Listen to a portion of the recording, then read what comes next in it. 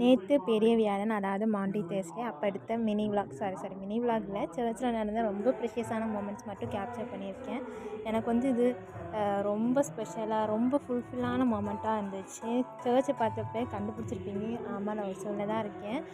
4 days leave கொடுத்தாங்கன்னு சொல்லி ஒசூருக்கு வந்துட்டேன். கேரளாவில் தான் மேக்ஸிமம் செலிப்ரேட்டில் இந்த மாதிரி டேஸ்லாம் அங்கே தான் செலிப்ரேட் பண்ணியிருக்கேன். ஈஸ்டருமே இந்த இயர் ஈஸ்டர் வந்து என்னால் சர்ச்சுக்கு போக முடியாதுன்னு நினைக்கிறேன், என்னாலும் தெரில. இந்த வீடியோ வந்து குட் ஃப்ரைடே அன்றைக்கி எடிட் பண்ணிகிட்ருக்கேன். கண்டிப்பாக அன்றைக்கி தான் போடுன்னு நினைக்கிறேன். நேற்று போயிட்டு லேட்டாக தான் சர்ச்சுக்கு போனோம், அதே மாதிரி லேட்டாக தான் வந்தோம். 10:30 போல் தான் வீட்டுக்கே ரீச் ஆனோம்.